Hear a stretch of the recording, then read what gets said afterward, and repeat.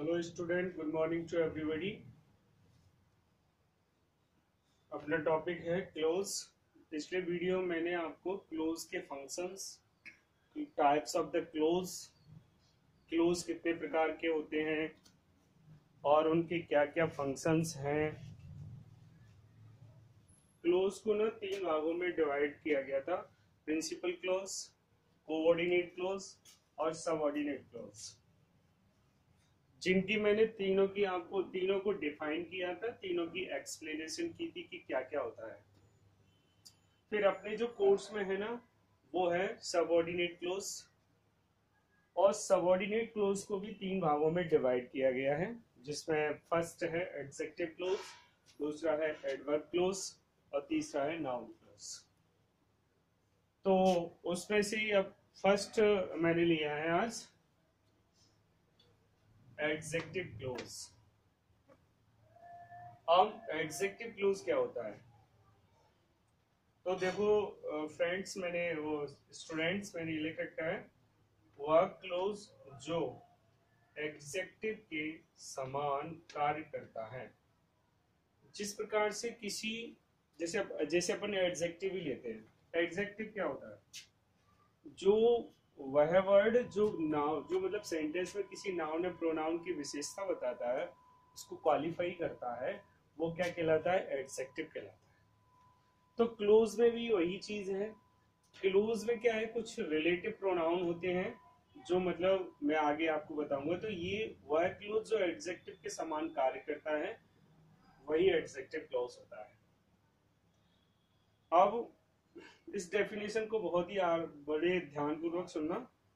Note डाल के मैंने लिखा है कि ये मतलब सेंटेंस में किस प्रकार से कार्य करता है, और मतलब एक एडजेक्टिव क्लोज की सहायता से हम सेंटेंस को कब बनाते हैं और ऐसा इसका यूज कब करते हैं, वो सारी चीजें मैंने यहाँ लिख रखी है।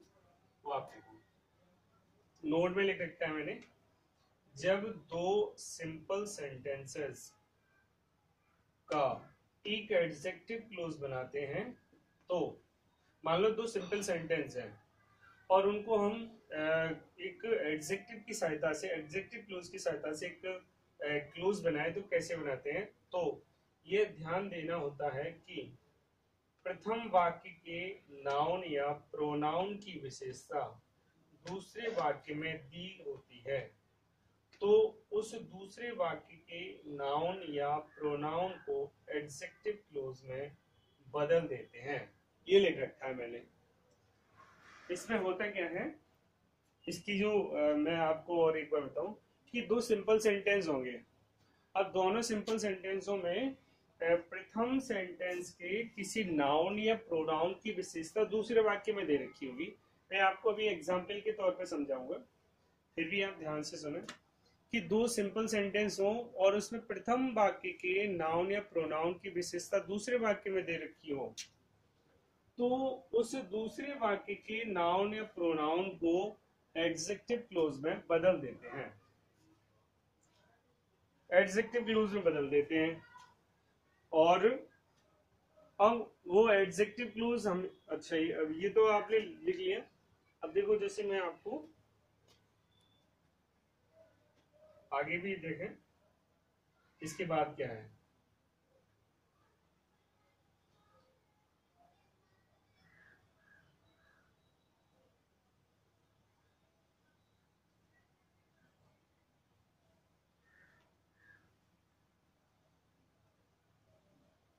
जैसे देखिए, मैं एक एग्जांपल आपको देता हूँ।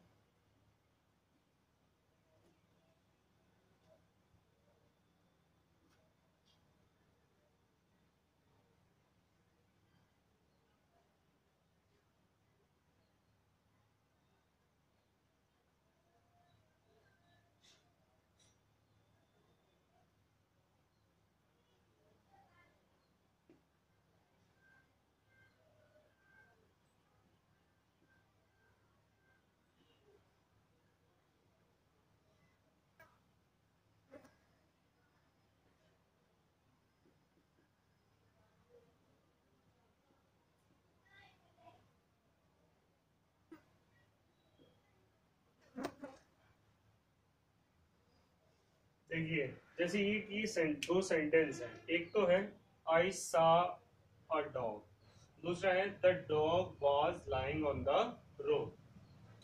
अब देखिए, अभी मैंने जो डेफिनेशन बताई थी उसको क्लियर कर रहे हैं। मैंने एक कुत्ता देखा, कुत्ता सड़क पर पड़ा हुआ था। तो इसमें प्रथम वाक्य की नाउन या प्रोनाउन की विशेषता इसमें है, किसकी है? ये कुत्ता क्या है? डॉग नाउन है और इसकी विशेषता इसमें दे रखी है डॉग की। तो इस दूसरे वाक्य के नाउन और प्रोनाउन को हम किस में बदल देंगे? एडजेक्टिव क्लोज में बदल देंगे। और एडजेक्टिव क्लोज जो होते हैं वो हमेशा रिलेटिव प्रोनाउन से प्रारंभ होते हैं। तो ये सेंटेंस जो बनेगा वो इस तरीके से बनेगा, आई सॉ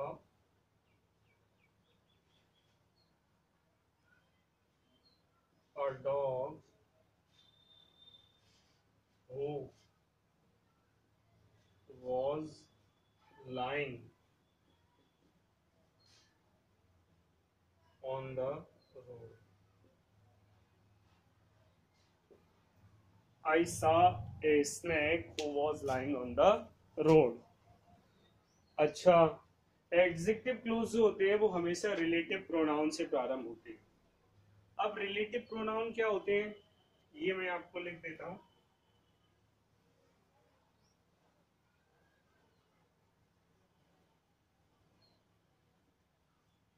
या हम लिख सकते हैं एडजेक्टिव क्लॉज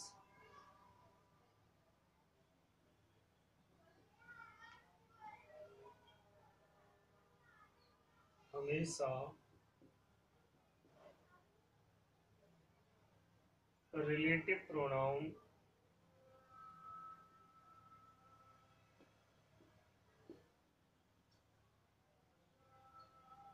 से प्रारंभ होते हैं।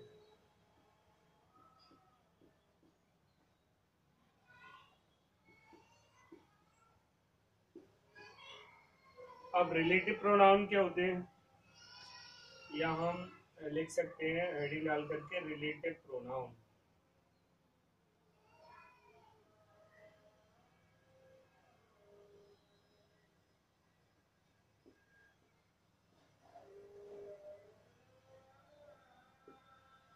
जैसे who, whom, which, where,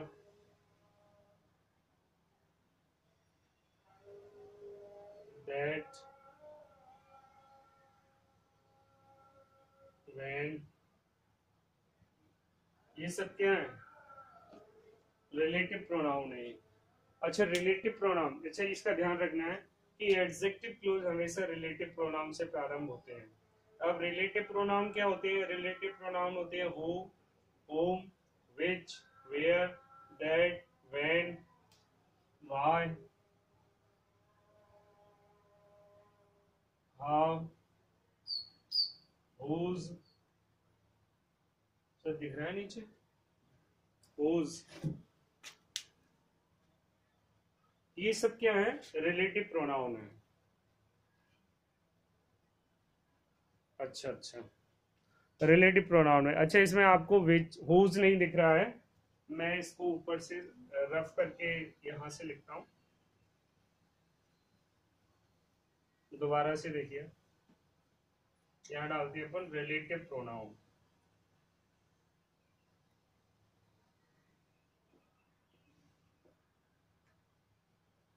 pronoun जिसमें वाई, हु, whom,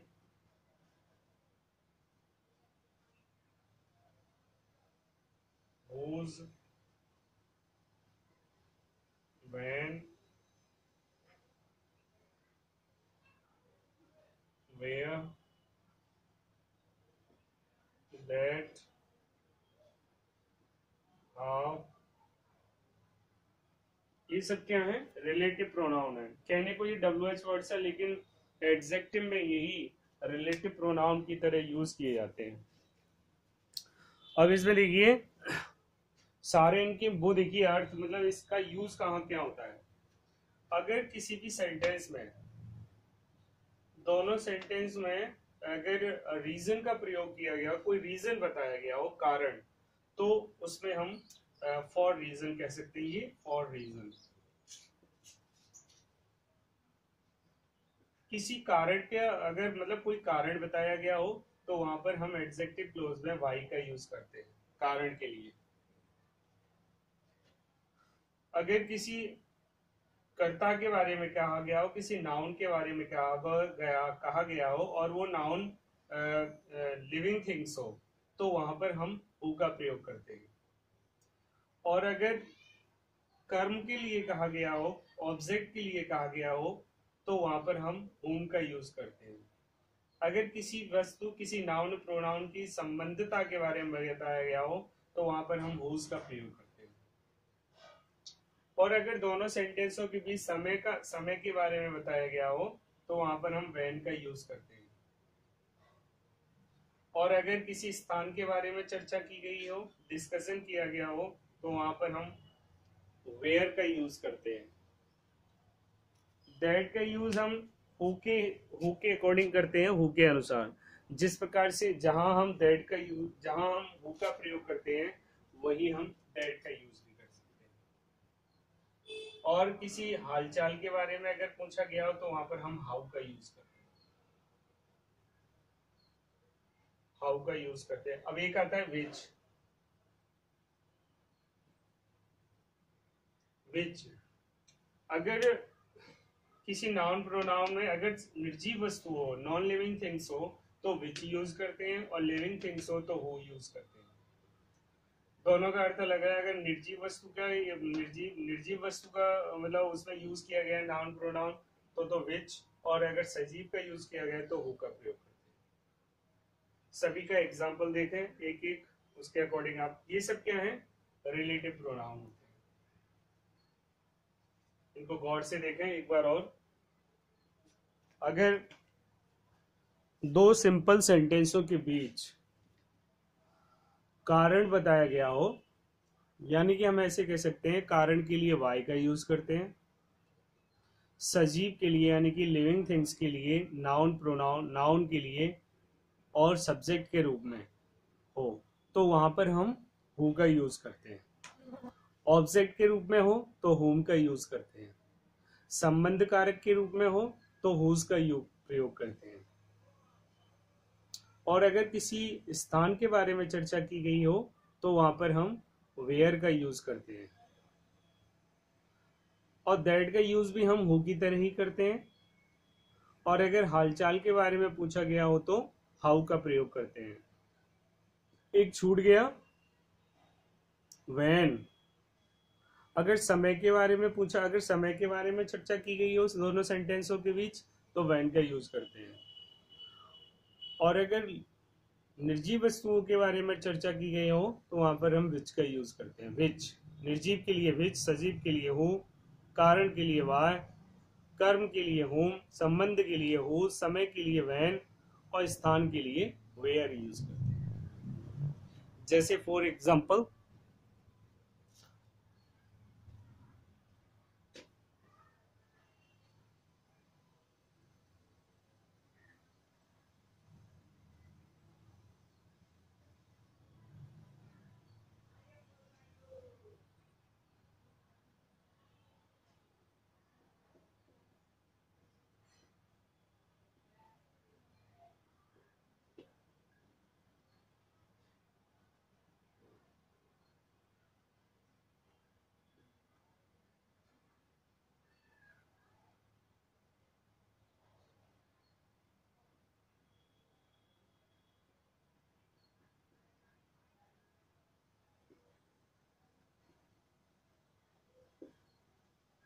जैसे ये सेंटेंस है, दिस इज द प्लेस, यह वही स्थान है, महात्मा गांधी वॉज बॉर्न, महात्मा गांधी का जन्म हुआ था।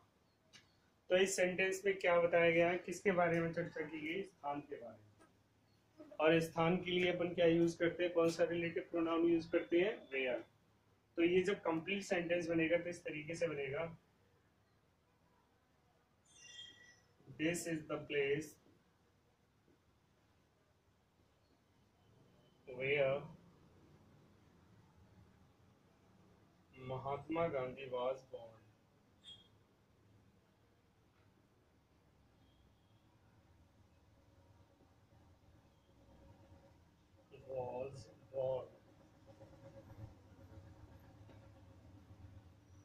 This is the place where Mahatma Gandhi was born. इसी प्रकार से ये तो मैंने अभी इसमें ब्रैकेट में, अपने जब 10th में आता है तो यहाँ ब्रैकेट में वो रिलेटिव प्रोनाउन दे रखा होगा, इस तरीके से ब्रैकेट में रिलेटिव प्रोनाउन दे रखा होगा, अपन को इसका यूज करना है बस। तो इस प्रकार से हम रिलेटिव प्रोनाउन की सहायता से या एडजेक्टिव क्लोज की सहायता से वाक्य को बनाते हैं। इस प्रकार से हम एक सेंटेंस को कंप्लीट कर सकते हैं। तो ऐसे ही बहुत सारे सेंटेंस होंगे जो मैं आपको दूंगा। एक और एग्जांपल देखें, जैसे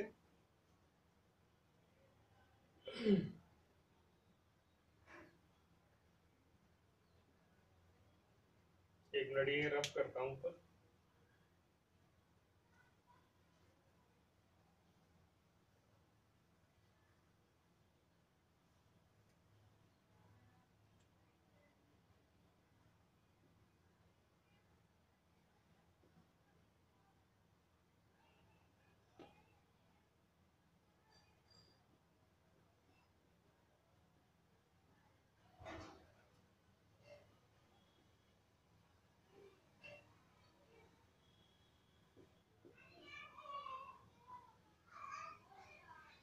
आई हैव ए डॉग, मेरे पास एक कुत्ता है, इट इज वेरी फेथफुल, ये बहुत वफादार है।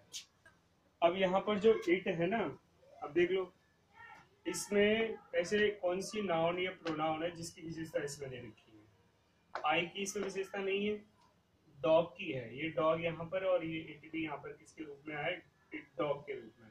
तो ये जो इट आया है ना, इसको हम रिलेटिव प्रोनाउन में चेंज करते हैं, तो ये सेंटेंस बन जाएगा I have a dog who is very faithful. I have a dog who is very faithful.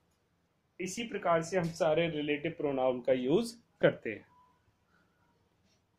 आगे मैं और आपको एक एक्सरसाइज दूंगा अगले उसमें, तो वो एक्सरसाइज आपको कंप्लीट करनी है। और ये सेंटेंस सारे आपको रिलेटिव प्रोनाउन सारे अपन को लर्न करने हैं, लिखने हैं कि रिलेटिव प्रोनाउन का यूज और रिलेटिव प्रोनाउन के जो वर्ड हैं उनका यूज किस किस के स्थान, जैसे व्हेन का यूज कहाँ होता है, वेयर का यूज कहाँ होता है, ये सारी चीजें अपन को लर्न करनी है। Okay student, thank you.